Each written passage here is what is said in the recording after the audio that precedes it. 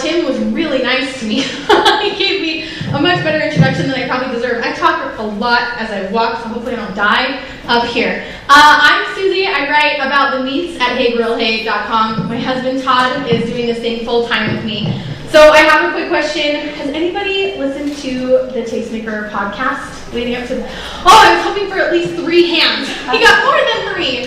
That's so fantastic. Leading up to the conference, Todd and I were actually in charge of producing the podcast for. It's called Tastemaker Conversations. If you haven't listened to them yet, you still can because they're fantastic. And I have a lot of amazing friends that we met and talked to through the podcast. And I see so many faces here. I'm excited to hug all of you. Here's a picture of us. Yay! So before I jump into my story, I want to touch on ThermoWorks really fast because Tim was talking to you guys about reproducibility. He was showing you a snippet of my website, and I love that these guys are the presenting sponsors because I think they can do amazing things to really grow our community and really grow our legitimacy, and that's what it's done for me, as well as providing a nice little extra income stream as an affiliate, which is fantastic. So if you want to grow your monetary side of your business as well as become more of an authority to your readers, I really suggest that you guys go check out ThermoWorks. I normally carry my ThermoPen in my pocket. I take 3 things with me everywhere I go. I take my ThermoPen, my knives, and what else do I bring with me? ThermoPen, knives, and a cutting board. Thank you. You guys are very nervous. But I take my ThermoPen with me everywhere because I want the same results at my mom's house when I'm cooking the steaks for Sunday dinner as I want in my own kitchen. And they're a great company to work with. And I, like you said, 2016, like we've been working together for a really long time. So I'm excited they're here and exposing their brand and their company to more people in our industry because I think they're fantastic. And they're also smoking turkeys. So if you guys need to find me during break hours, I'll be out where the meats are. Want to come say hi at any point, I'll be out there. So in the intro to the podcast, Todd and I recorded together, we gave you guys a little bit of a backstory on us and how we went from me doing this blogging thing part-time to where we now run this as a full-time family business. And we're not going to cover the whole history, but I am going to start talking to you guys through when I really started this website in 2015. And each year, as we've gone through growing this business, we've found that like a theme emerges. And I wish I would write theme songs. I'm going to have Todd write me a theme song for each year now. So he's got the theme song thing down. But we started in 2015. Before then, I worked in recipe development. I worked in content creation for another company. I worked for another blogger. So I've been kind of in the industry for about 10 years. And my own site started about 3 years ago. So that's where we're going to start this conversation in 2015. Because as I look back at years of my life, I always want to share the best of them. This is not the best. 2015's theme was I Win Things. And as you can tell, I was not winning at the beginning of 2015. I actually got fired. I got fired from my job creating and developing recipes and taking photos. And at the time I was hurt, and now I'm like, nah, forget it.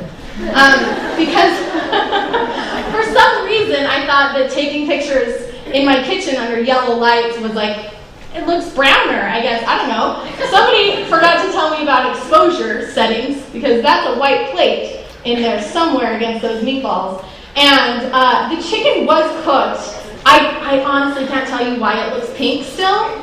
But these were not great. This was not a great way to start the year. But what getting fired did was it forced me to stop for a second and ask myself the questions like, oh, what do I want to do? It forced me into this crossroads in my life where I had to figure out, okay, I've kind of been working in the blogging industry. I worked for other people for about 6 years. And I had to decide, is this the time where I make the jump?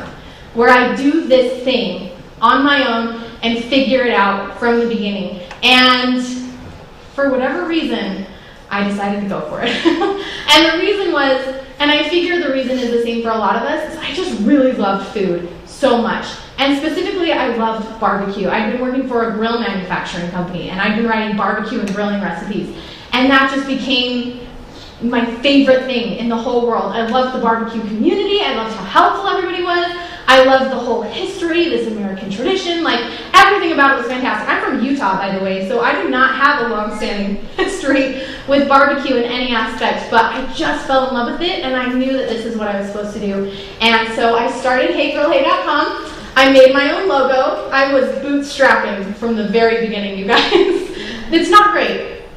But I only got rid of I still have some of the business cards with this logo on them. I think I ordered like 250 or like 500 for $7 or something with this logo that I made myself. And on the reverse side is this black and white, overexposed, horrific picture of myself. Like I picked the cheapest printing place and the worst possible thing. If you have one of those original business cards, like keep it. I will sign it for you at some point because they are just so bad. And I gave them out. Like I gave those to people. Anyway, so that's how I started.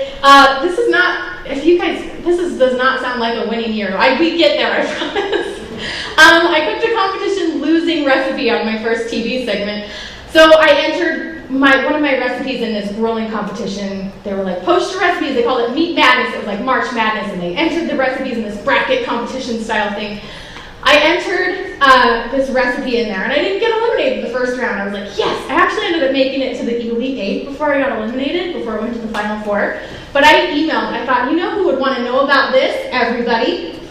Everybody will want to know about this. So I emailed every single television producer at every contact form I could find on the internet for every news show, lifestyle show, whatever would put me on the air here in Utah locally, and told them, I pitched them, I'm going to be a girl and cook barbecue on the TV. And one of them actually emailed me back.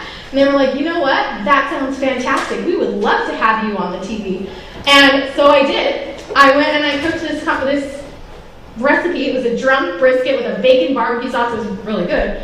And I was proud of the recipe. And so I went and I cooked this on TV. And in case any of you guys are thinking at this point that I'm a very stable, calm, relaxed person when it comes to public things, that red hair color happened the night before with a box dye from the grocery store.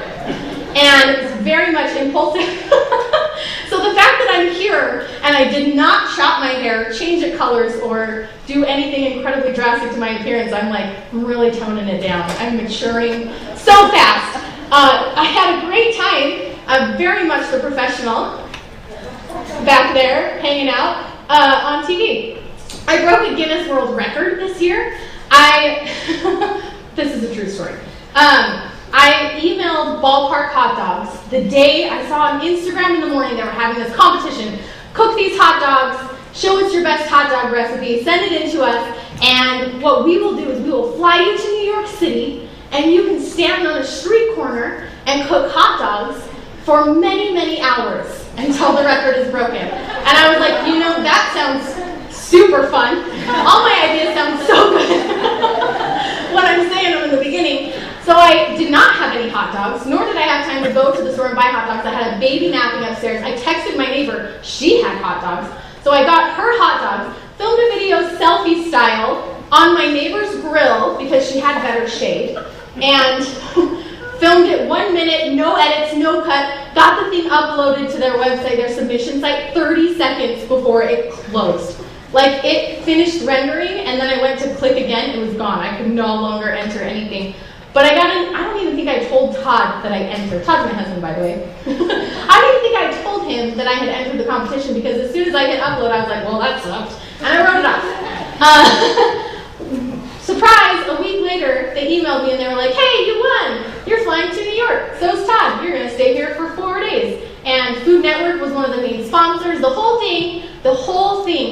34 hours and 35 minutes that I was on stage in August on a New York City street corner in Chelsea was live broadcast, and things got weird at various points. Very tired. But we did it! There it was! And we broke the world record. It has since been broken, and I will defend my title if it's the last thing I do. But I met celebrity chef Tyler Florence. We did interviews together. I met the head chef, Rob Leifer of Food Network, and made some really amazing connections. The next day, Todd and I got to go on a tour of the Food Network studios in New York City, and I told Todd in their offices, I'm going to do this one day. I'm going to be on Food Network someday. And he was all, So that was fun. When we got home, I entered a food photography contest on Instagram that I won. See, now we're getting to the winning things, which was also very surprising to me, because I too remember 4 slides ago. I did not forget. Those were bad. So I worked really hard on my food photography and it was improving. And they gave me this grill and I named her the Ginger Ninja. And I have named all of my grills since then and I love them each individually like a child. And I think we have 7-ish grills right now. They all have a spot on our patio. There's a hole in the stage.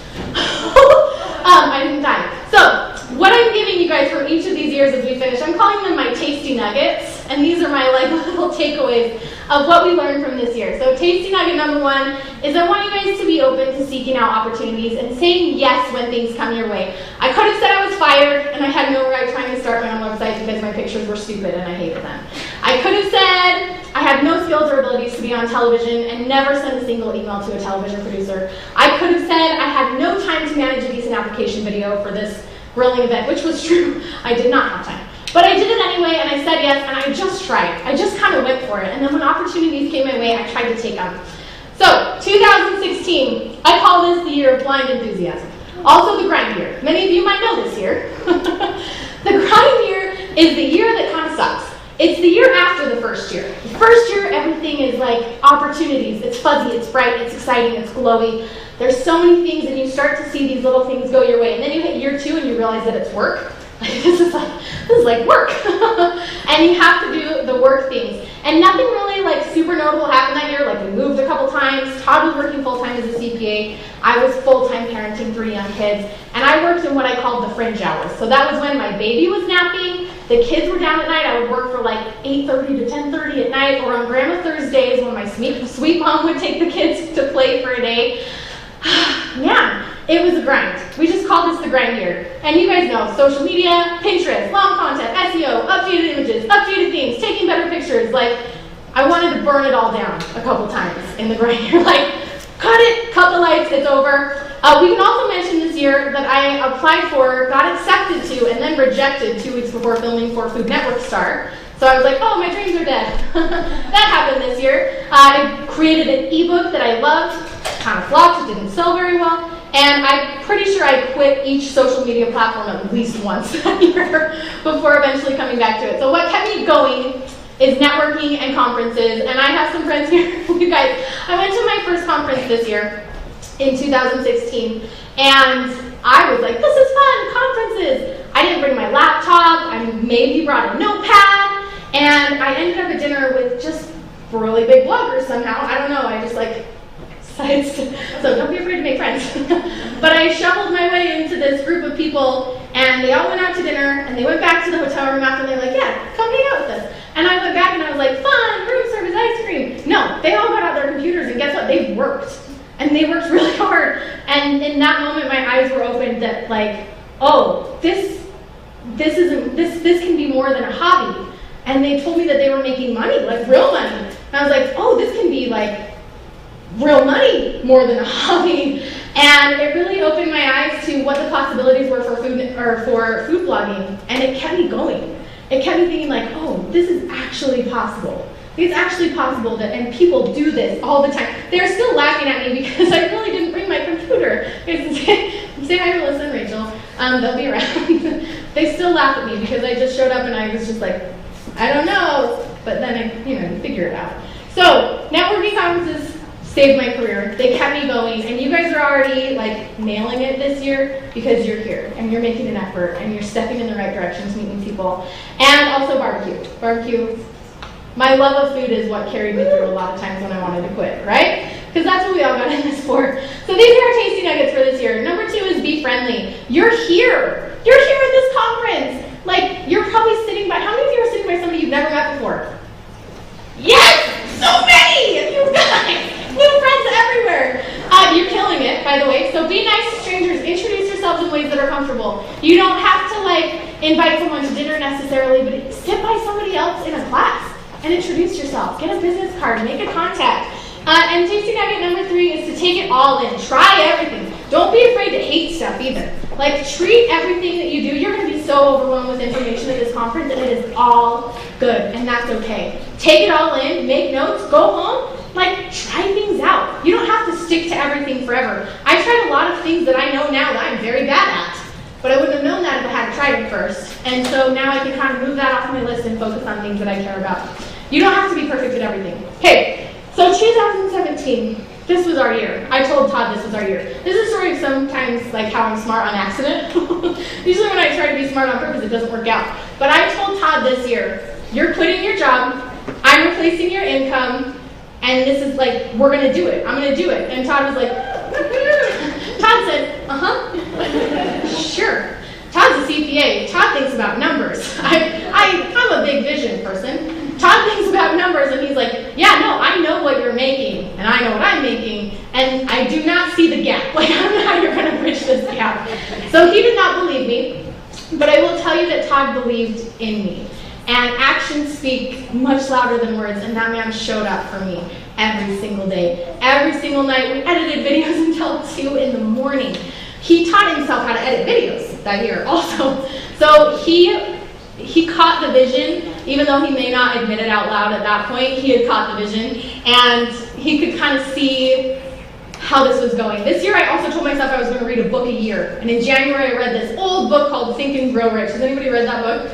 Yeah, it's by Napoleon Hill. It's like the original self-help book. He pretty much gave me permission in that book to dream as big and as crazy as I wanted to. Like, he was like, no, it's fine. Like, think crazy things and say crazy things, and I always have. But now I was like, oh, it's possible. Like, he gave me permission to believe that it was possible, and I didn't have to scale down my thoughts anymore after that, so I stopped. And 2017 really was our year. He, for real life, quit his job. Woo! I know! It took us until December to actually do it, but we actually did it. And he was all in. This year we also signed with a production company. I don't know if you guys have heard of like Fixer Upper or Cake Boss, but the production company for those guys emailed me. They were like, hey, we think you're great. We would love to do a show with you and pitch a show to Food Network. And I was like, dreams are real.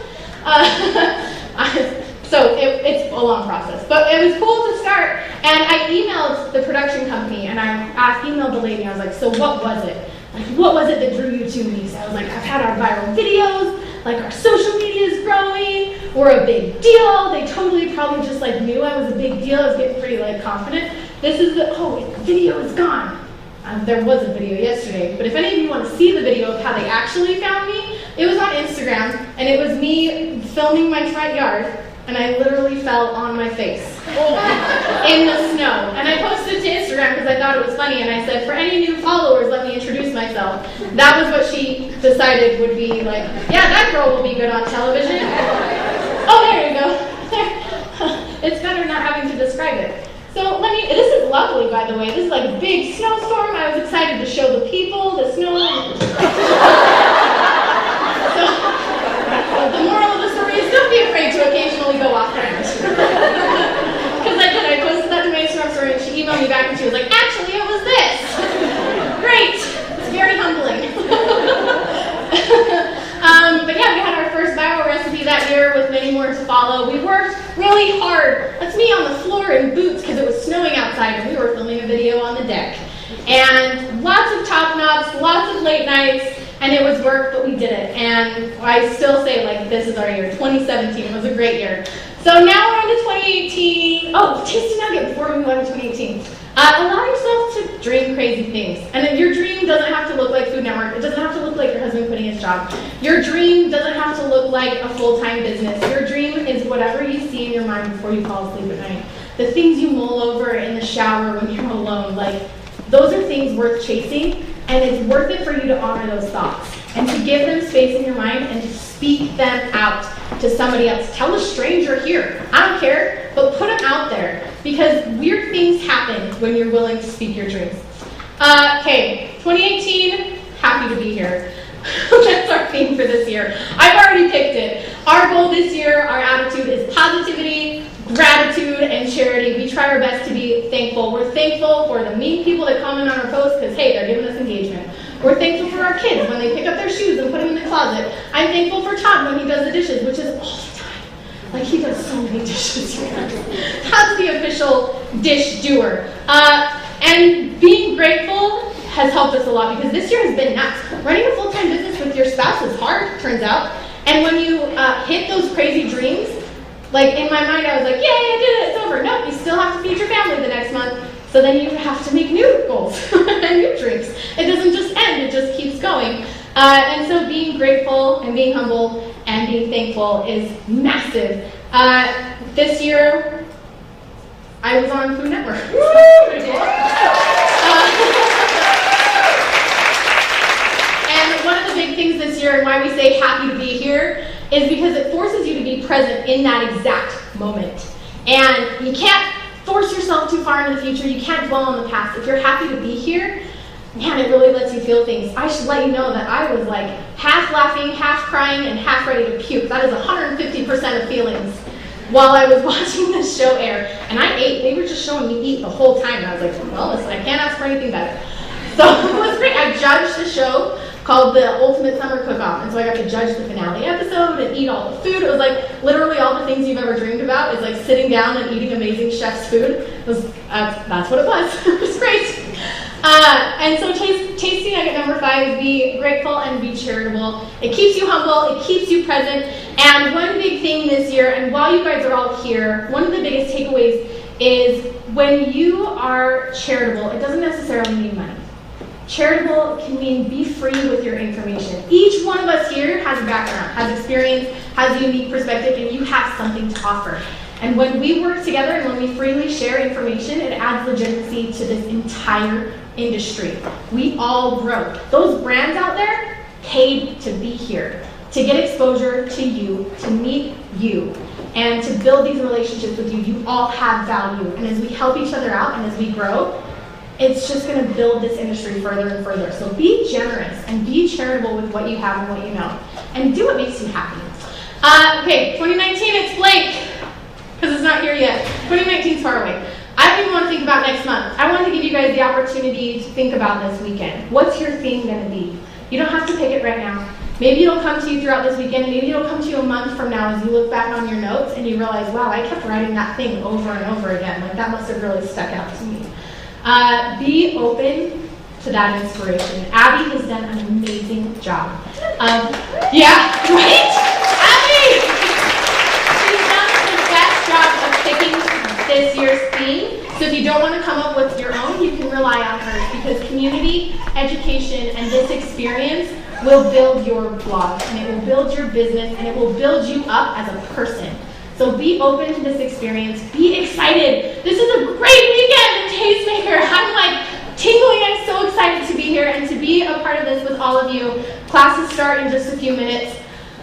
I want you guys to take a deep breath, take some notes. Like, let's do it!